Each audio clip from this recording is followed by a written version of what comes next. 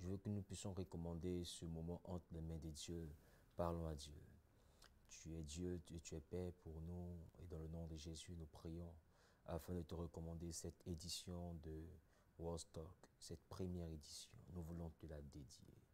Nous voulons te dédier cette émission et nous prions que par cette émission que tu nous as inspiré, que tu fasses du bien à ton peuple et que Dieu de gloire, que des vies soient transformées, que des frères et sœurs puissent avoir des réponses claires à leurs questions et que par ces enseignements, par ce moment d'échange qui aura lieu tous les jours, du lundi au vendredi à partir de 14h10, Éternel, que tu donnes réellement à des vies d'être transformées et à des personnes d'être éclairées. Au nom suprême de Jésus, j'ai prié.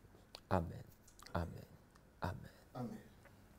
Que Dieu vous bénisse, que Dieu vous bénisse.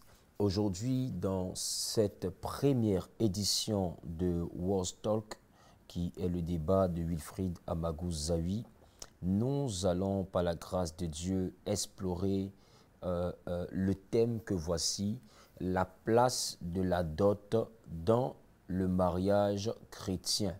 La place de la dot dans le mariage chrétien. Alléluia. Et aujourd'hui, par la grâce de Dieu, nous aurons cette capacité de pouvoir essayer de savoir si oui ou non la dot est biblique. Qu'est-ce que la Bible dit au sujet de la dot? Qu'est-ce que la Bible mentionne? Est-ce que même la Bible a parlé de la dot? Est-ce que la Bible réellement a présenté la dot comme étant une chose qui était faisable?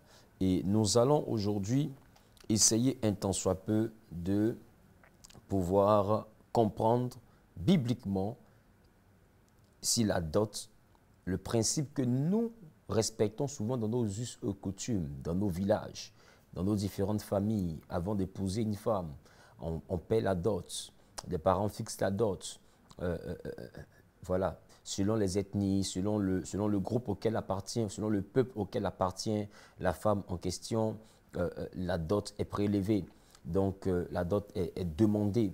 Est-ce que ce principe est biblique? Et si oui, à quoi répond-il comme principe spirituel? Je veux que nous puissions essayer de voir les différents versets qui parlent de la dot. Quand j'ai pris ma Bible et que j'ai essayé de voir le mot dot dans la Bible, j'ai vu que le mot dot apparaît dans 5 versets que je veux que nous puissions lire. Genèse chapitre 34, le verset 12. Genèse chapitre 34, le verset 12.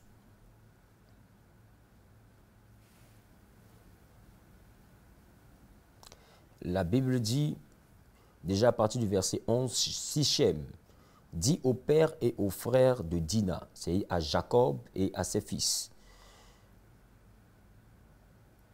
que je trouve grâce à vos yeux, je donnerai ce que vous me direz. Verset 12 maintenant, exigez-moi une forte dot et beaucoup de présents, et je donnerai ce que vous me direz, mais accordez-moi pour femme la jeune fille. Dina, c'est la sœur des frères, des 12 fils de Jacob, c'est le 13e enfant de Jacob. Et Dina, réellement, c'est vrai que la Bible ne parle pas trop d'elle. Tout à l'heure, je vous dirai pourquoi. Et vous allez comprendre avec moi que Dina est cette personne-là qui a été abusée par un dénommé Sichem, qui était réellement un dignitaire, qui était réellement un homme puissant, qui sortait d'une famille puissante, de la famille royale où Jacob et ses fils séjournaient. Amen. Et la Bible déclare que cet homme-là, réellement, qui s'appelle Hamor, a son fils qui s'appelle Sichem. Hamor est roi, Sichem est prince. Et Hamor va dire à Jacob que mon fils s'est attaché à ta fille. Et mon fils veut prendre ta fille pour épouse. Donc mon fils désire ta fille. Mon fils a fait peut-être des choses qui ne sont pas bien, mais il veut rattraper, parce qu'il avait violé la fille, il veut rattraper en prélevant la dot, en donnant la dot pour l'avoir pour femme. Or Dieu avait interdit que les fils d'Abraham marient les Cananéennes. Et Sichem, étant un Cananéen, c'était carrément impossible. que Sichem épouse Dina. Mais là d'abord n'est pas la question. Nous allons aller encore en Exode chapitre 22, le verset 16, que nous dit la Bible.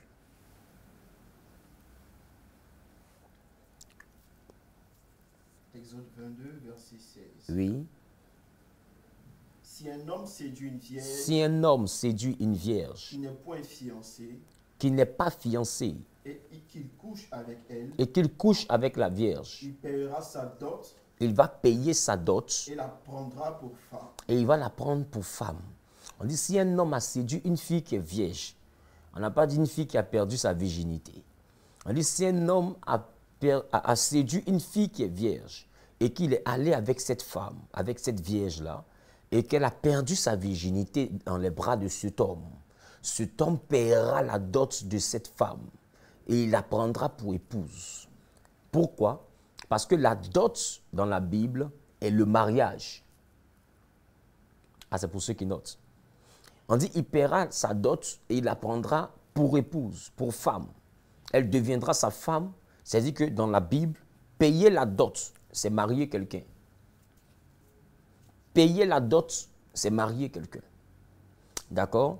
Et quand on regarde ce que Sichem, fils de Hamor, avait dit à Jacob et à ses fils, il a dit, fixez-moi, d'accord?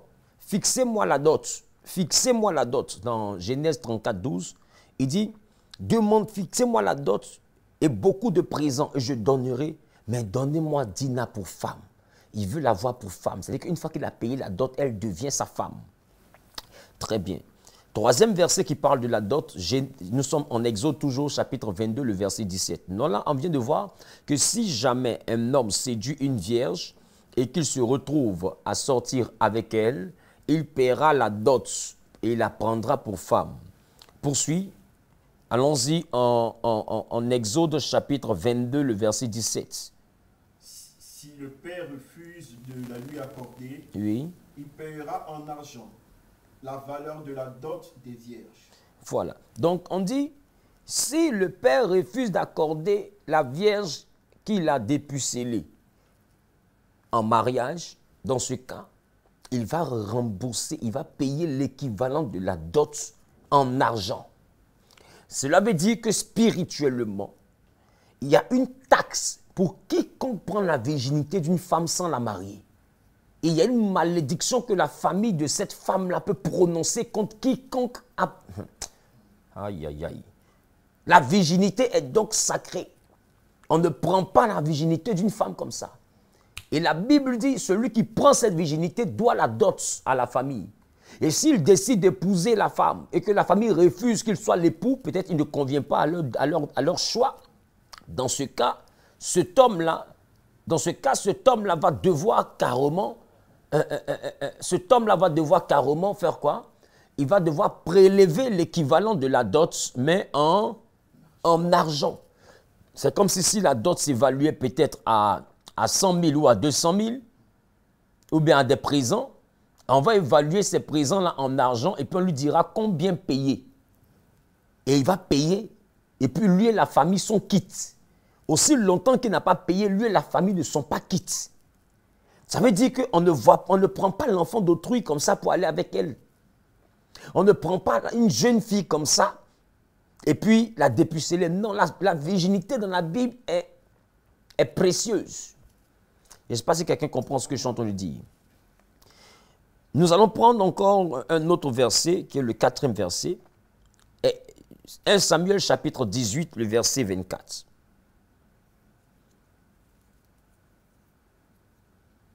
« 1 Samuel 18, le verset 25 plutôt, autant pour moi. » Oui. 1 Samuel 18, le verset 25. Saul dit, Oui. vous parlerez ainsi à David.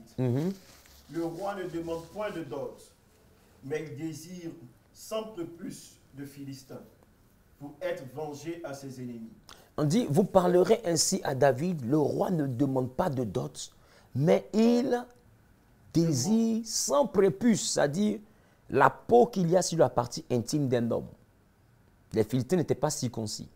Donc il demande la peau de la circoncision de 100 Philistins, c'est-à-dire que David doit partir en guerre. et ils doivent procéder à la circoncision de 100 Philistins.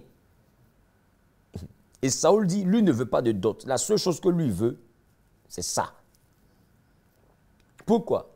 Parce que la Bible dit il avait pour dessein de faire tomber David entre les mains des Philistins. Donc ça veut dire que nous voyons clairement qu'il y a présence de dot. Même David devait prélever la dot. D'accord? Et Saoul refuse la dot, mais il demande quelque chose qui va coûter plus cher. D'accord? Il demande quelque chose qui va coûter plus cher que la dot en question. D'accord? Donc, que Dieu vous bénisse. On va voir le dernier verset et je vais commencer à rentrer dans mon développement. 1 Roi chapitre 9, le verset 16.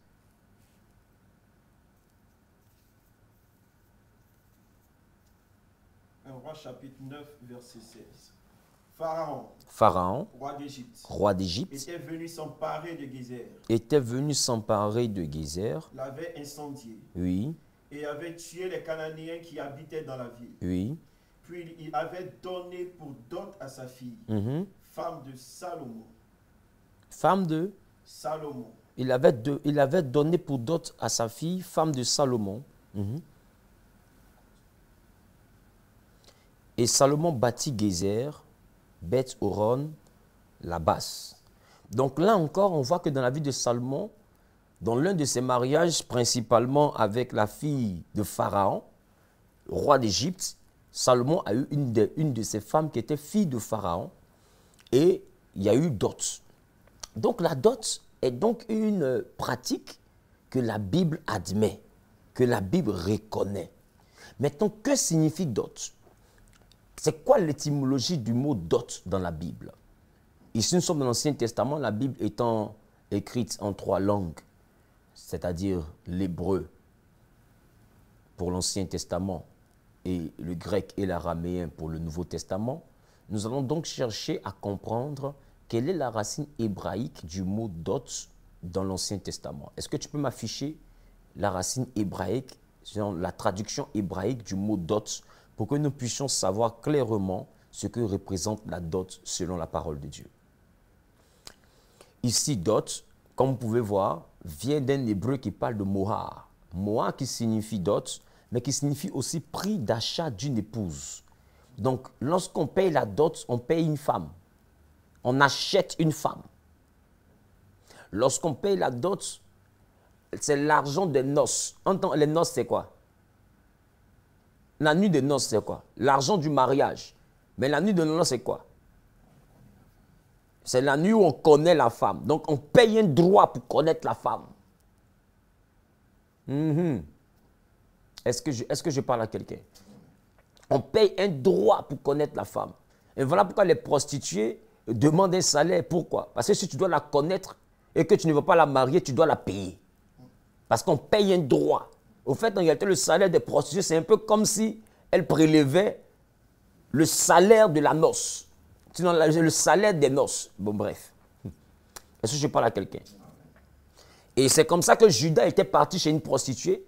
Et il est sorti avec cette prostituée. Et elle lui a demandé son salaire, l'argent des noces, l'argent pour avoir couché avec lui. Comme il n'avait pas, il a laissé ses objets en garantie. Et on lui apprend plus tard que sa belle-fille, Tamar, est enceinte, la femme de son défunt fils. Et il dit, faites-la sortir pour la lapider, parce qu'elle s'est prostituée. Et il demande à ce qu'on la lapide, et pendant qu'on fait sortir Tamar, elle dit, avant de me lapider, je veux d'abord vous présenter qui est le père de mon enfant. Celui à qui appartiennent les objets que voici.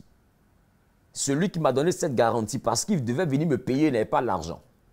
Il n'avait pas l'argent pour honorer le principe de payer pour venir.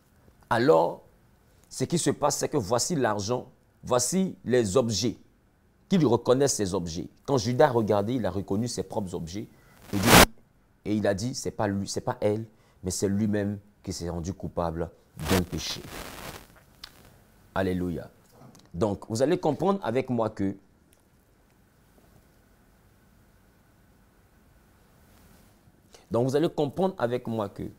si nous suivons notre process, si nous suivons ce que nous sommes en train de dire, alors même aller avec une femme sans rien lui donner, c'est dangereux. Parce que la dot, c'est l'argent des noces. Et la dot, ce n'est pas forcément l'argent que tu donnes pour marier quelqu'un. On a vu ça dans le livre d'Exode, chapitre 22, le verset 16 et 17. On a dit si quelqu'un a séduit une vierge, qu'il a dépucellée, il doit donner la dot pour la prendre pour femme. Maintenant, si la famille de la fille refuse qu'il soit mari de leur enfant, cette famille-là va lui demander de reconvertir la dot-là en argent et puis va payer la dot. Donc, ça veut dire que la dot peut être payée sans qu'on te donne de femme. La dot peut être payée dans le but de réparer un tort causé à une famille. Tu prends enfant de quelqu'un et tu l'enceintes. On te dit non, on te donne une amende. En réalité, c'est une dot que tu payes. Elle n'est pas devenue ta femme. Mais la dot, c'est un montant que la famille va désigner, que tu vas payer pour t'acquitter de l'affront. Pour t'acquitter de ce que tu as eu à faire. C'est pourquoi dans toutes les traditions, vous allez remarquer que quand tu te mets avec une femme en concubinage, le jour où tu veux la marier, que des enfants sont sortis dedans, on va dire, mais elle n'était pas encore sa femme là. Pourquoi il a enceinté notre fille? Dans ce cas, il y a une amende pour avoir enceinté notre fille. C'est comme s'il paye deux dots. Une dot pour réparer le tort et puis une autre dot pour épouser la fille. Je ne sais pas si vous comprenez. Donc la dot n'aboutit pas forcément sur le mariage. La dot peut être déposée dans le but de réparer le tort. Dans ce cas, la dot devient une amende. Et je ne sais pas si vous comprenez ce que je dis.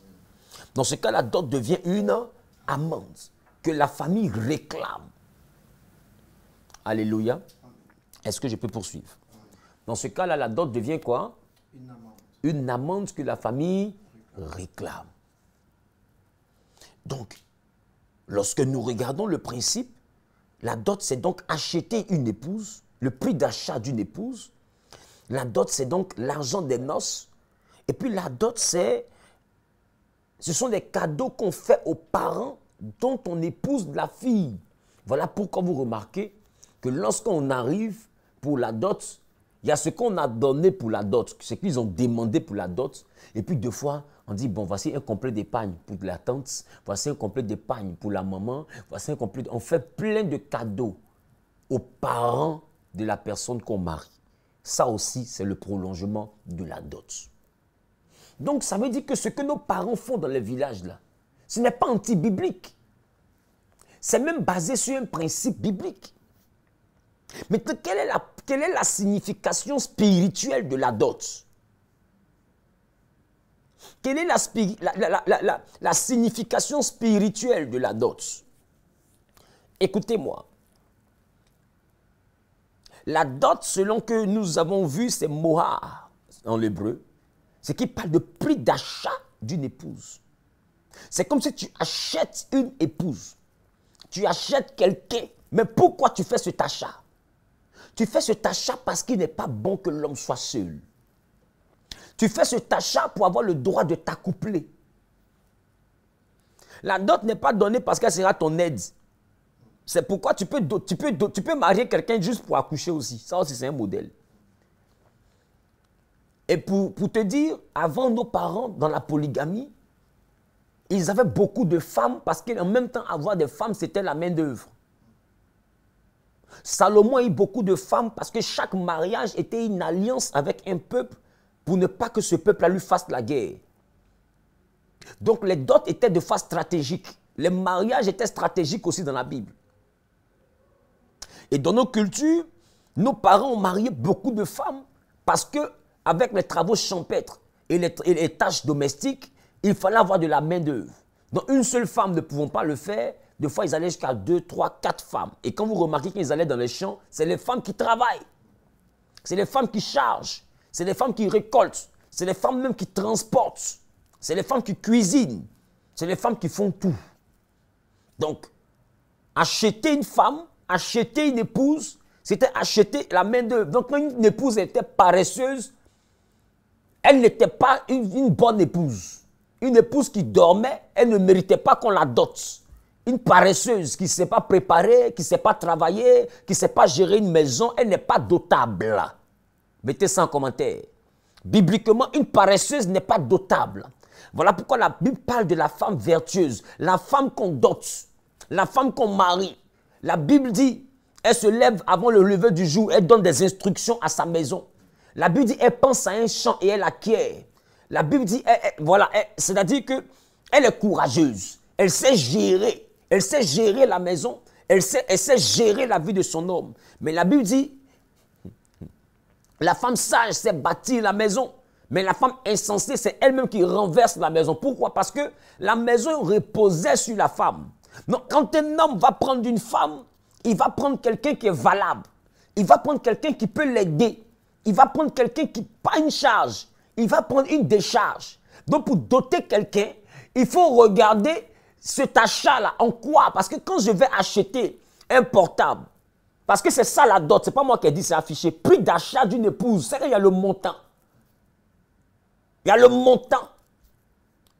Voilà pourquoi tu vois que chaque famille fixe sa dot. Chaque peuple fixe sa dot. Ils font leur liste. Afin également que celui qui veut notre fille, puisque nous connaissons les valeurs de notre fille, puisque nous connaissons la grâce qu'elle transporte, puisque nous connaissons ses capacités, puisque nous connaissons son habileté, puisque nous connaissons ce que nous avons inculqué à notre fille, nous savons que dans la vie de votre fils, notre fille est une plus-value. Elle n'est pas un meuble, elle est quelqu'un qui viendra contribuer grandement. Elle a un rôle plus que capital à jouer pour l'épanouissement professionnel, financier et sociétal de votre fils. Voilà pourquoi la Bible dit dans le proverbe que la femme vertueuse, à cause d'elle, son mari est considéré. Donc, en réalité, la dot, elle est donnée parce que on connaît la valeur de l'éducation, on connaît la valeur des principes que notre fille, qu'on a inculqués à nos filles. C'est pourquoi vous allez remarquer qu'après la dot, quand on remarquait que la fille était dépucellée ou bien que la fille était de mœurs légères, ça devenait dans la société automatiquement la honte de la famille. Parce que tu ne peux pas me vendre quelque chose qui n'a pas de valeur. Et j'ai envie de dire, la sévérité de la dot, logiquement, bibliquement, est sur les vierges.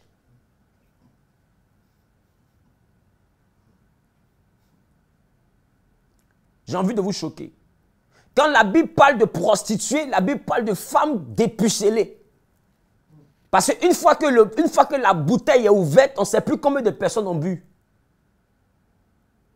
Non, j'ai connu qu'un seul homme. Aujourd'hui, toutes les femmes ont connu 3 hommes. Celui qui l'a dépucellé, celui qui a brisé son cœur. Et puis le 3e, là, c'est son ex qui vient de partir et puis elle t'a croisé. Voici les 3. Voici les 3 hommes qu'une femme qui se respecte au 21e siècle a croisé. Essayons de les lister en commentaire, s'il vous plaît. Premier homme, celui qui l'a dépucellé. 2e homme, celui qui a brisé son cœur. Elle a trop souffert. 3e homme, celui qui est son ex. Le 4e là, c'est toi. Mais ça, elle peut te dire ça parce qu'en réalité, elle est sûre que tu ne peux pas compter. Voilà pourquoi, quand tu dépucelles une femme dans la Bible, on t'exige automatiquement la dot, c'est-à-dire on te taxe. Parce que tu viens de présenter la fille comme si elle devenait une prostituée. Et comme tu ne corresponds pas au prototype, parce que dans la Bible, qu'est-ce que les gens faisaient? Quand il sait qu'il était moins que rien, et que la famille, c'est pas sûr que la famille puisse accepter que lui, il épouse leur fille, qu'est-ce qu'il fait? Dans la naïveté de la fille, il la blague dans les champs là-bas, ou bien il la blague dans un petit couloir là-bas, et puis poum, il sort avec elle. Je ne sais pas si vous voyez la stratégie. Et puis poum, il sort avec elle. Comme il sait que s'il s'en va devant le père va refuser. Alors qu'est-ce qu'il fait? Pap, il couche avec elle. Et puisqu'elle est dépucellée, elle est devenue un peu comme une prostituée. Maintenant, c'est comme si la dot devient une imposition. C'est comme si on met le père dos au mur. On met la famille dos au mur pour dire, comme elle est dépucellée, elle est devenue comme une prostituée. Dans ce cas, donne-la moi pour femme. Et la Bible dit que dans ça, là encore, il y a des familles qui refusent. Parce que vraiment, celui qui veut prendre ma fille là aussi, là, voilà le modèle. Donc, ils préfèrent dire qu'ils ne veulent pas, mais ils prennent quand même la taxe de la dot. Parce qu'ils savent que S'ils ont laissé la taxe là, ici, là, ils ne vont pas avoir la même taxe là devant là-bas. Parce qu'elle n'a plus la même valeur. C'est un peu comme un portable qui est dans un carton scellé et puis un portable qui est décellé. Les deux n'ont pas le même prix, même si c'est le même portable. Donc la Bible dit quand c'est comme ça, les parents te taxent. Et c'est comme ça que Sichem, fils de Hamor, a vu la fille de Jacob qu'on appelle Dina. Et quand il a vu Dina, il a tellement aimé la fille. Mais comme il sait que les enfants de Jacob ne se mélangent pas aux autres peuples, qu'est-ce qu'il fait? Il séduit la fille, il la met dans un petit micmac, et puis, pom, il a peintué. Mets en commentaire, il a peintué. Mets en commentaire, s'il te plaît, il a peintué. Pour toi qui es anglophone, he peintué her.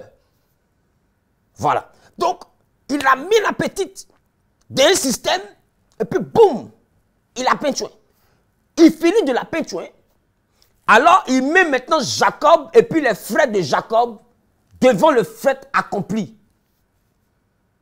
Il a dit, on fait comment? Parce que mon fils, Hamor, le père de Sichem, dit, on fait comment? Mon fils a aimé votre fille. Et de toute façon, il a aimé votre fille. Quelque chose s'est déjà passé entre les deux. Alors, il faut consentir à la donner pour épouse en même temps. Et maintenant, Sichem dit à Jacob et à ses fils, j'aime trop Dina. C'est vrai que j'ai mal agi, mais donnez-moi le montant de la dot. Et puis, fixez-moi beaucoup de présents encore pour combler la dot. Je vais tout payer, mais je la veux pour femme. Donc, vous voyez un peu la stratégie des gens dans la Bible. Ils te dépucellent et puis ils sont maintenant chez les parents. Et parce qu'ils savent qu'à partir du fait que tu sois dépucellé, tu n'as plus de valeur dans la société. Donc du coup, c'est comme si les parents sont dormus. Et la Bible déclare que Jacob va accepter. Mais ses frères, Lévi et Siméon, qui sont les frères même père, même mère de Dina, vont pas accepter. Et la Bible dit que Lévi et Siméon vont attaquer le peuple de Hamor. Et ils vont couper les prépuces de tous les hommes pendant qu'ils les ont enivrés. C'est pourquoi ils vont tuer, ils vont massacrer les gens. Parce qu'ils vont dire, on n'est pas d'accord que cet homme-là ait rendu notre soeur comme une prostituée. Et je ne sais pas si quelqu'un comprend. Est-ce que quelqu'un comprend? Est-ce que quelqu'un comprend? Amen. Alléluia. Je n'ai pas entendu. Amen.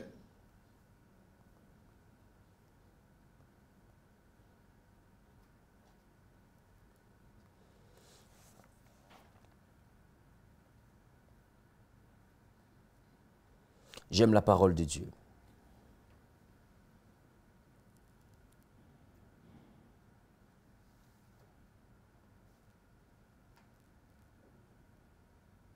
Allons-y rapidement dans le livre de Genèse chapitre 34.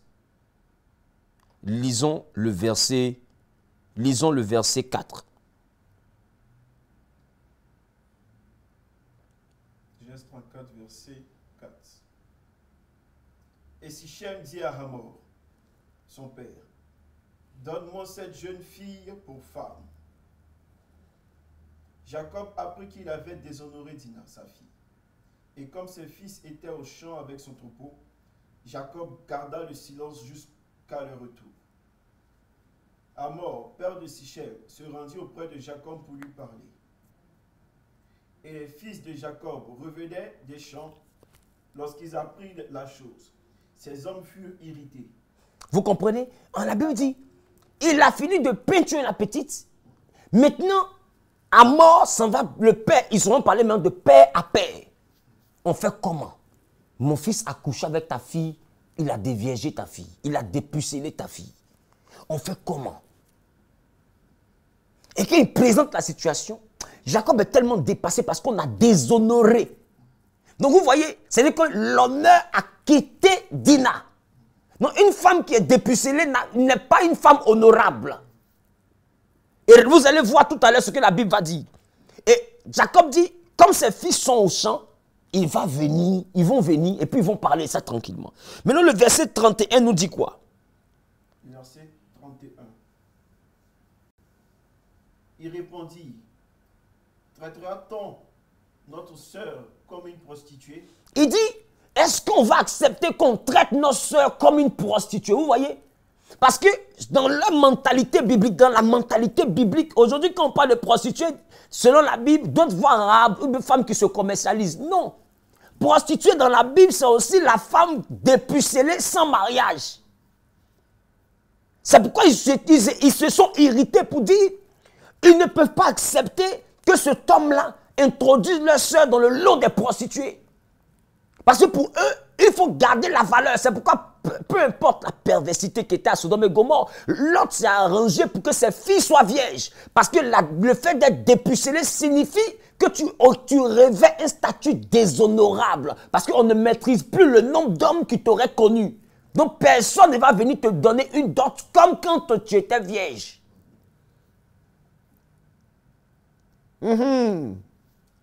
Aujourd'hui,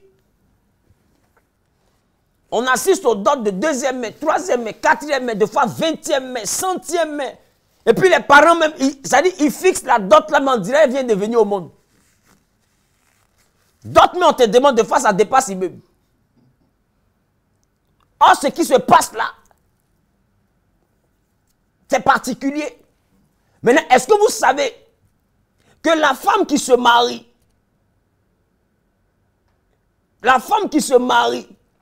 parce que le côté blanc de la robe, là, c'est le côté de la virginité. Le blanc, c'est la pureté de la Vierge. Le blanc, c'est le symbole de la Vierge. Aujourd'hui, cet enfant, elle porte la robe blanche, bouquet blanc. Et quand elle lance bouquet, d'autres plongent.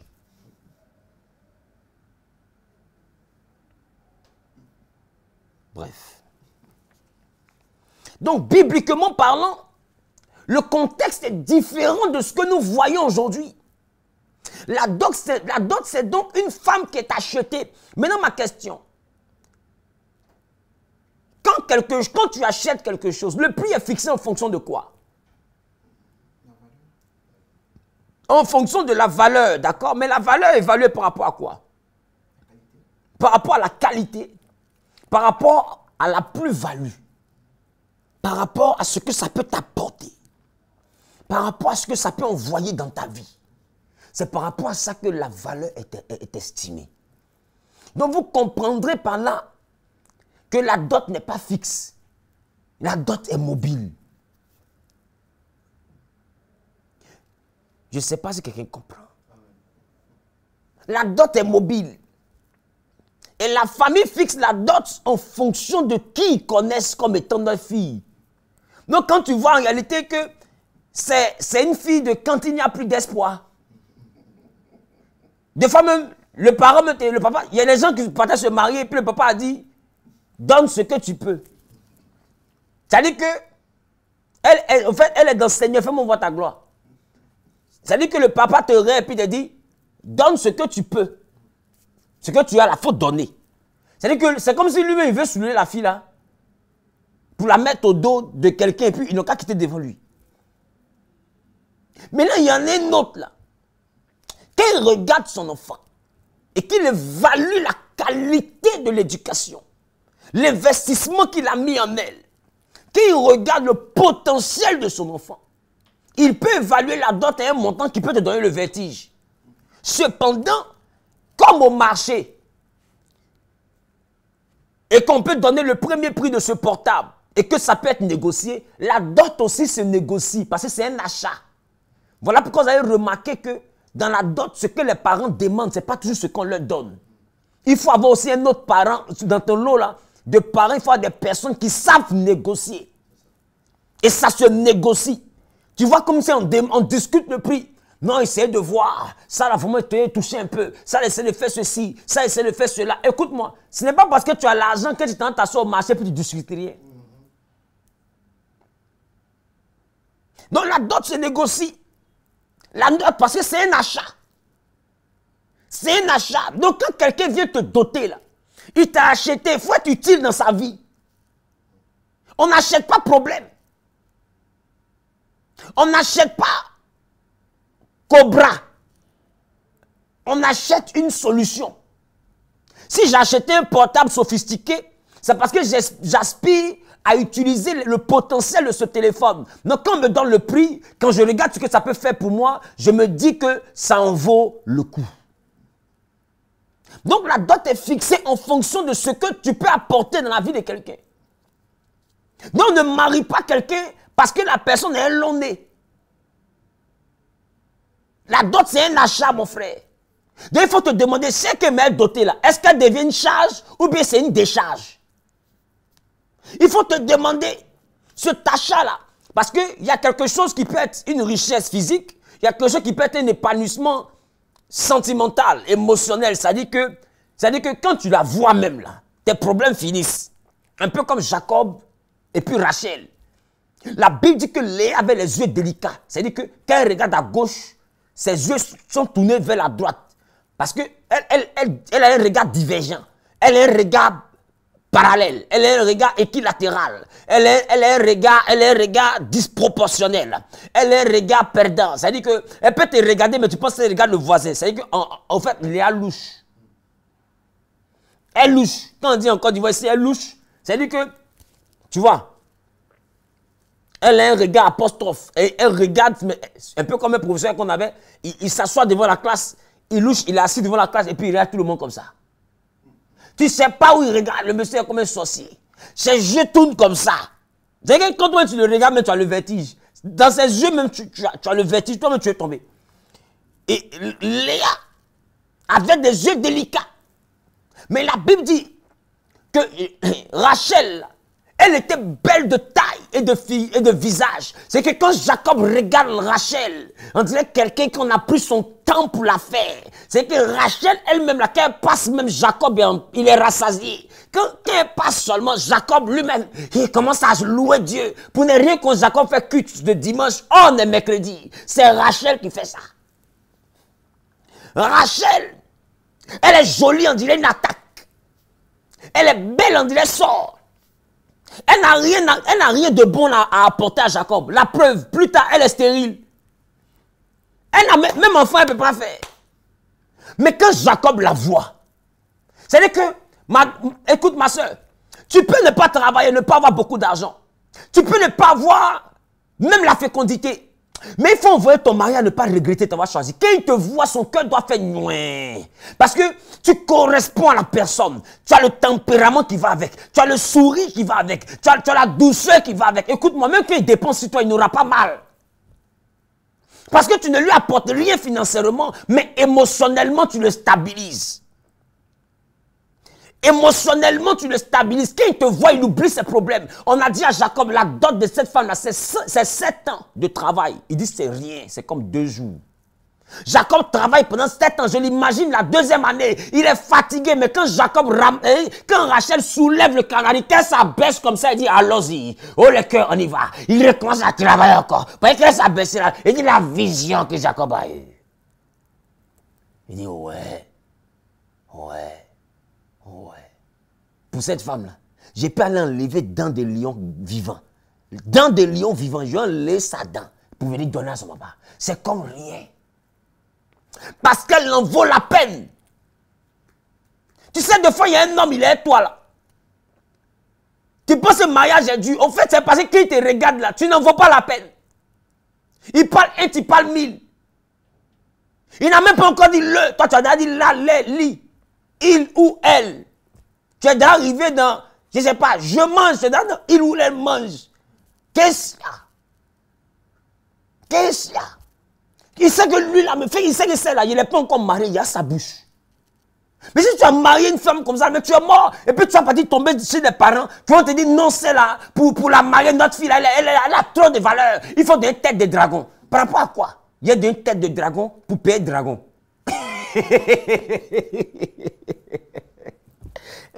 Maou, attendez, messieurs. Attendez, messieurs. Nous sommes à la première édition. Demain, je vais poursuivre ce thème. Par rapport à quoi quelqu'un va payer, va partir chercher une tête de dragon pour venir acheter dragon. Qui n'aime pas sa vie? La dot, là, ma chérie. Quand quelqu'un veut te marier, il t'a acheté. Quand on achète, là, tu dois être utile. C'est pourquoi Dieu t'a appelé une aide. Tu dois aider. Si tu ne peux pas aider financièrement, tu peux aider matériellement, il faut aider émotionnellement. Il faut qu'on te regarde, quand ton mari te regarde là, il doit avoir une paix. C'est-à-dire que ta présence même doit lui dire ça va aller. C'est-à-dire qu'au-delà de ta présence même là, qu'il regarde ton corps, il dit ma femme, elle va pas, elle travaille pas, elle n'a pas beaucoup d'argent, mais qu'elle passe son parfum. Il dit qu'elle enlève son habit comme ça, j'oublie même que j'ai perdu 200 millions aujourd'hui. Parce que la femme là, c'est la femme en question. C'est l'élément en question. Mais on ne peut pas partir chercher tête de dragon pour payer le dragon. Peut-être que tu t'es battu pour tuer le dragon, maintenant tu as fini de tuer le dragon, là, déjà c'est sa nièce qui est dans ta maison. Tu veux comment? Et si sa nièce veut venger son oncle que tu as tué pour la doter, tu fais comment? C'est que le dragon dans ta main t'a craché feu parce que tu as tué le dragon. Donc du coup tu finis de te saigner pour marier quelqu'un et puis tu te retrouves avec quelqu'un qui te fait saigner le cœur. Donc tu saignes 2 fois. Ça fait qu'aujourd'hui il y a beaucoup de personnes qui ne veulent pas se marier parce que la dot c'est un achat. Et quand on achète quelque chose, on achète ce qui est utile pour nous. Personne ne va s'élever pour aller acheter problème. Personne.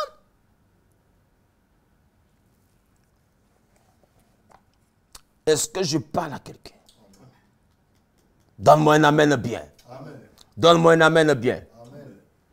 Comme vous pouvez le voir dans le jingle, vous suivez la World Talk. C'est votre émission désormais du mardi au vendredi de 14h10 à 15h00. Aujourd'hui, nous avons débordé parce que nous avons eu un léger retard. Mais à partir de maintenant, World Ministry, Wilfried Amagouzayou Ministry vous présente du mardi au vendredi la World Talk, le débat de Wilfried Zawi. On va prendre des thèmes et on va se parler, les gars. Que Dieu vous bénisse. Revenez par ici, s'il vous plaît. Donc, il est question de faire un achat. On achète quelqu'un ou quelque chose qui a de la valeur, qui nous apporte de la valeur, qui nous apporte de la considération, mais qui ne nous apporte pas du mépris. Écoute, Jacob, quand ses fils ont vu que Dina avait été dépucelée par Sichem, ils se sont dit, comment est-ce qu'on va se taire? Peut-on traiter notre sœur comme une prostituée? C'est pourquoi quand on vous dit de rester vierge, on ne vous insulte pas. Dans nos coutumes, normalement, quand un homme et puis une femme partaient pour les noces, ils dormaient sur un drap blanc. Pourquoi? Parce que si elle est vraiment un honneur pour la famille, quand ils sortiront de la chambre, le drap aura une tache. La tache qui marque que cette femme est honorable. Et quand le drap ressort tout blanc, la famille est dans la honte. Pourquoi? Parce que c'est comme s'ils ont donné une prostituée en mariage à un honnête homme.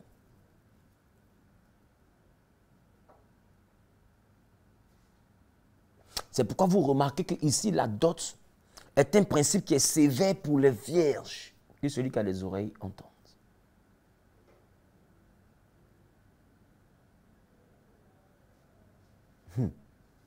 La dot est un principe qui est sévère pour les vierges.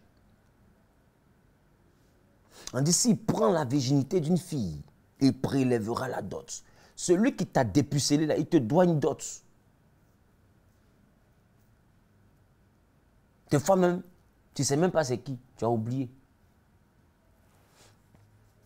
Des fois même, c'est dans Patouze même ton dépucelé. Toi, tu ne sais même pas lequel. Si c'est Gaspard, si c'est Ignace, c'était qui même qui m'a touché le premier, tu ne sais même pas. Quelle pagaille.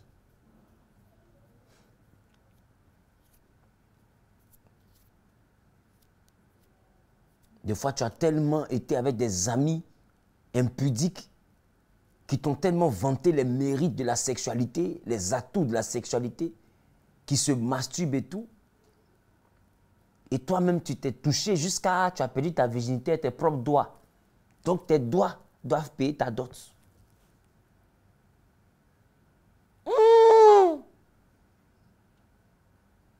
Nous sommes humiliés. Concombre doit payer ta dot. God doit payer ta dot. Koutoubou.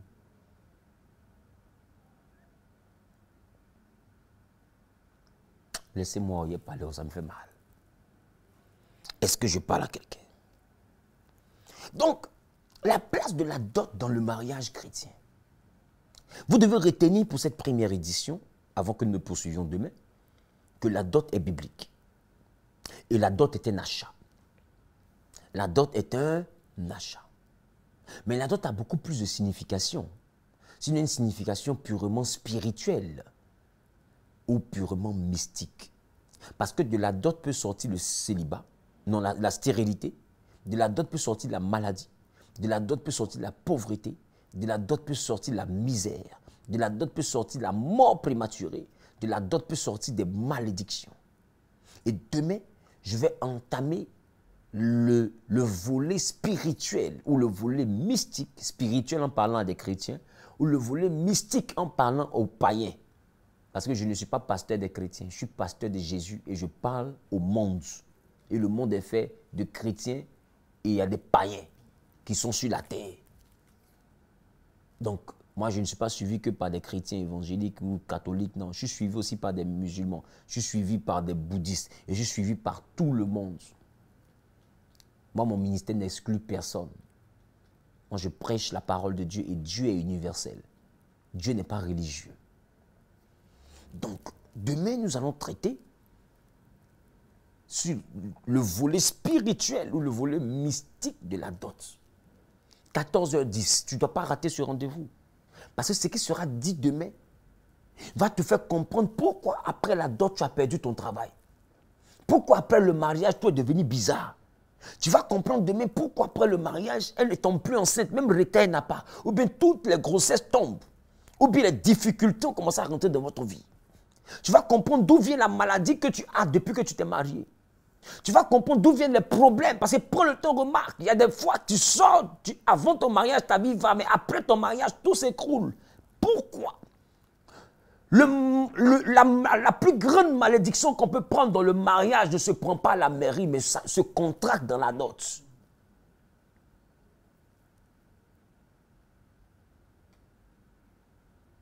Parce que honore ton père et ta mère ne parle pas que de ton père. Et dans la dot, il y a des ayants droit qui deux fois sont exclus parce que les parents, eux, ne se parlent pas, ou bien les enfants, eux, ne s'entendent pas, ou bien une suspicion, donc on se cache pour aller faire la dot loin des ayants droit. Or, spirituellement, c'est lui qui est le décideur de la famille. Demain, on va comprendre ça. Que représentent spirituellement, sinon mystiquement, ceux qui reçoivent la dot?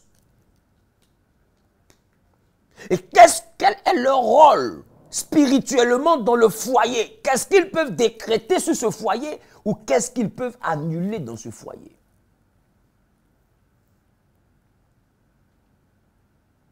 Et quand on achète une femme, qu'est-ce qu'on achète? On achète la beauté ou on achète la qualité des entrailles? Parce que la consécration ne se fait pas dans les reins de monsieur, mais la consécration se fait dans les entrailles de la femme. Voilà pourquoi il a dit à Jérémie, avant que je ne te fasse sortir du sein de ta mère, je t'avais consacré. La consécration dans le sein de la femme. Parce que la destinée s'écrit dans le ciel, mais se tisse dans le ventre de la femme. À partir de demain, je vais rentrer dans le volet très spirituel de la dot. Et tu comprendras beaucoup de choses. Tes enfants peuvent être des ratés. Tes enfants peuvent être... Écoute, demain vous allez comprendre. Pourquoi lorsqu'on parle de sorcellerie, il y a beaucoup des histoires de c'est ma tante qui est dedans, c'est mon oncle qui est dedans, c'est eux qui bloquent ma vie et la vie de mes enfants, ou bien c'est mon papa, ou bien c'est ma maman. Vous ne voyez pas que ça tourne autour des ayants droit de la dot? Oncle, tante, père, mère, vous ne voyez pas que la sorcellerie qui vous fatigue là, tourne autour de ces ayants droit.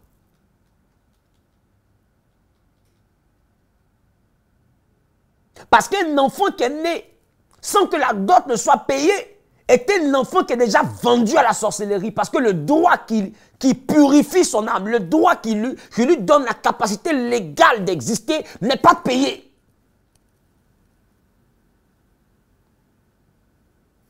Demain, je vais rentrer dans le côté spirituel de la dot. Et tu vas comprendre que toi, tu as fait enfant sans montrer à tes parents. Et tu te dis, non, je suis dans mon studio ici, je n'ai pas besoin de ça quand on sera prend partie voir. Écoute-moi, ton enfant, là, il devient poulet sans propriétaire. Parce que tant que tu n'as pas prélevé de dot, tu n'as pas le droit d'utiliser les entrailles d'une femme pour te multiplier, pour te reproduire. Parce que se reproduire, ça veut dire que se faire à nouveau. Non, on prend une femme pour se refaire à nouveau, pour se réécrire, pour se faire venir à nouveau. Donc, c'est pourquoi les enfants qui viennent au monde portent ton nom. C'est toi que tu as reproduit.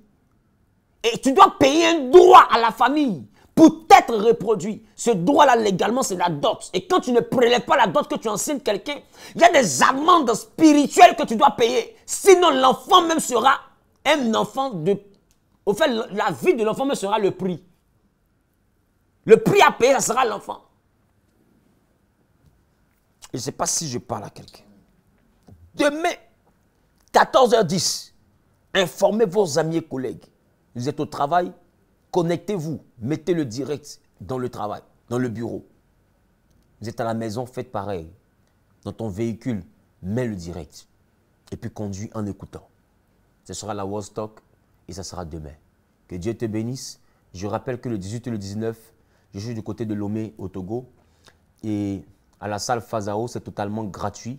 Les matinées du 18 et du 19, de 9h à midi, nous serons avec les hommes de Dieu ou ceux qui sont appelés au ministère, avec pour thème l'excellence dans le ministère. Et les soirs de 17h à 20h30, nous serons avec tout le corps de Christ, tous ceux-là même qui croient en ce ministère que Jésus m'a confié. Et le thème, ça sera Togo, une nouvelle saison se lève sur toi. Et je crois, par le sacrifice de Christ, que des choses extraordinaires seront faites en matinée et en soirée. C'est totalement gratuit et c'est à la salle Fazao de l'hôtel le 2 février à Lomé. C'est la semaine prochaine, jeudi et vendredi. Et le samedi 20, je serai en train de rentrer sur Abidjan. J'interpelle tout le monde que ce dimanche prochain, nous avons un thème qui est intitulé « Obtenir le pouvoir ». Pour chasser les démons. Et c'est à l'église Genèse Centre Périssos. Nous avons des cultes qui ne durent pas. Nous avons des cultes de 2 heures, précis, concis, où on va à l'essentiel. Et le thème, c'est obtenir le pouvoir pour chasser les démons. C'est de 7h30 à 9h30 et de 10h00 à midi 00. Et c'est à Angre Nouveau-Chu. Angre Nouveau-Chu, vous appelez le 07 47 03 33 37. 07 47 03 33 37 et vous pourrez facilement avoir les indications concernant le lieu de culte. Ou bien si vous venez avec un VTC, Yango, le véhicule connecté, ou bien vous venez avec votre propre véhicule, vous tapez dans la barre de recherche de votre GPS, Église Genèse Centre Périssos, et automatiquement le GPS vous conduira devant l'église. Pour plus d'informations, si vous n'arrivez pas à vous retrouver, vous appelez le numéro que j'ai donné, que je répète à l'instant, 07 47 03 33 37. Que Dieu te bénisse. Si la parole t'a fait du bien, que tu as à cœur de semer sur la parole, tu pourras utiliser les coordonnées qui sont affichées à l'écran pour soutenir l'œuvre de Dieu, pour soutenir le travail de Dieu, pour permettre réellement à ce que par ta contribution, que l'œuvre de Dieu puisse avancer. Une façon de dire, homme de Dieu, ton message m'a béni, ton message m'a éclairé, ton message m'a fait du bien et je veux semer dans ton ministère afin que la grâce qui est sur ta vie continue à m'impacter positivement. Et je prie pour quiconque fera cette semence, que l'Éternel prenne soin de ta santé, qu'il te donne une santé divine, qu'il te donne la longévité, qu'il te donne réellement la bénédiction, qu'il te donne la grâce et la faveur, au nom suprême de Jésus-Christ de Nazareth. Que ton grenier soit béni là où tu retireras pour faire ta semence. Que ce grenier soit béni, qu'il soit frappé d'abondance et de surabondance et que le bonheur et la grâce s'attachent à ta vie. Tu es béni de la bénédiction de Christ. À demain à partir de 14h10. Shalom à vous.